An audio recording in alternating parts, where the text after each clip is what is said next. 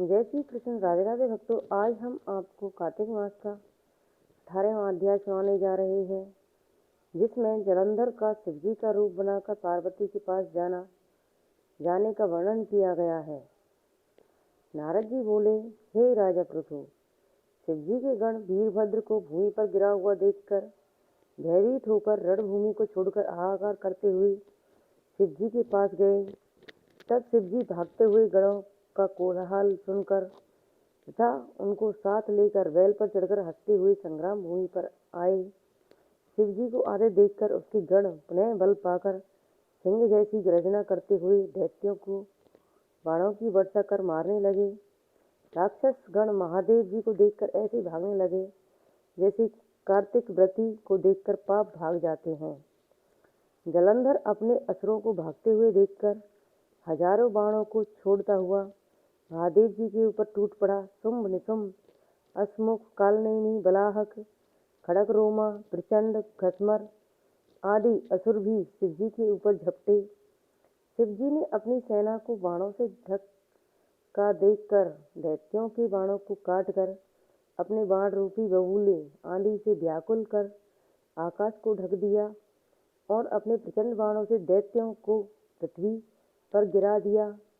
फिर क्रोध करके फरसा से खड़ग रोमा का सिर काट दिया और खड़बांग से बलाहक दैत्य के सिर के टुकड़े टुकड़े कर दिए।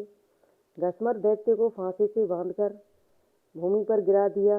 बैल के सींग से मारे गए असुर युद्ध छोड़कर ऐसे भागे जैसे सिंह द्वारा मारे गए हाथी। फिर क्रोध आतुर जलंधर ने वज्र के समान शब्दों से युद्ध में शिवजी को ललकारा और उनसे बोला, हे जटाधर, आज मेरे साथ युद्ध करो। इन निर्बलों को मारने से क्या होगा? यदि तुम में कुछ बल है तो दिखाओ। नारद जी बोले, यह कहकर जलंधर ने महादेव जी पर 10 बाण छोड़े। महादेव जी ने हंसकर अपने बाणों से उसके बाणों को बीच में ही काट दिया। फिर 7 बाणों से उसके घोड़े, छत्र और धनुष काट दिए। यह देखकर जलंधर गदा लेकर दौड़ा। शिवजी ने गदा के भी 2 टुकड़े कर दिए। अब तो क्रोध के मारे जलंधर शिवजी पर घुसा तान कर दौड़ा।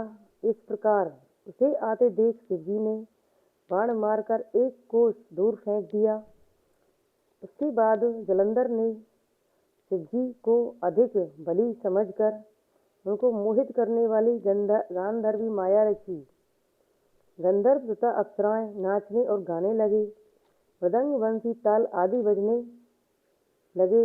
अब तो इस महानाद को सुनकर महादेव जी मोहित हो गए। उनके हाथ से शस्त्र गिर गए, वह सब कुछ भूल गए, कुछ भी ज्ञात न रहा। तब जलंधर नृत्यगान में महादेव जी को मोहित देख कामान होकर जहाँ पार्वती जी थी जल्दी से उनके पास चल दिया। संग्राम में शुंभ निशुंभ को छोड़ 10 भुजा, 5 मुख, 3 नेत्र और जटाओं को धारण करके शिव का रूप बनाकर बैल पर बैठकर पार्वती जी के पास गया। तब पार्वती जी शिवजी को आया जानकर सखियों के बीच से उठकर उनके दर्शन के लिए मार्ग में आई। जब उसने सर्वांग सुंदरी पार्वती को देखा तो पर मोहित हो गया और वहीं पर जड़ बन गया। तब दैत्य गौरी उसे दैत्य जानकर भयभीत हो गई और छिपकर शीघ्र ही उत्तर दिशा में मानसरोवर की ओर चली गई। बिजली की चमक की तरह दीप्तिवान पार्वती को वहां न देखकर जलंधर पुनः युद्ध भूमि में शिवजी के पास आ गया। पार्वती जी ने मन ही मन में डर कर श्री विष्णु का स्मरण किया। स्मरण करते ही श्री विष्णु प्रकट हो गए। पार्वती बोली, हे विष्णु, जलंधर दैत्य का यह नीच कर्म क्या आपको मालूम नहीं है? श्री भगवान बोले, जैसा छल उसने किया है उसी प्रकार हम भी उसी की स्त्री के साथ छल करेंगे, क्योंकि उसकी स्त्री पतिव्रता होने से वह मारा नहीं जा सकता। नारद जी बोले, इधर विष्णु भगवान यह कहकर जलंधर के पुर को गए और उधर रुद्र, गंधर्व आदि के साथ युद्ध भूमि में स्थिर रहे। जब दैत्य की माया को अंतर्धान हुई समझ शिवजी को बोध हुआ, तब महादेव ने क्रोध युक्त जलंधर पर चढ़ाई कर दी तब उस दैत्य ने शिव जी को बाणों की वर्षा से ढक दिया। इस प्रकार कार्तिक मास का 18वां अध्याय समाप्त हुआ। जय श्री राधे कृष्ण भक्तों।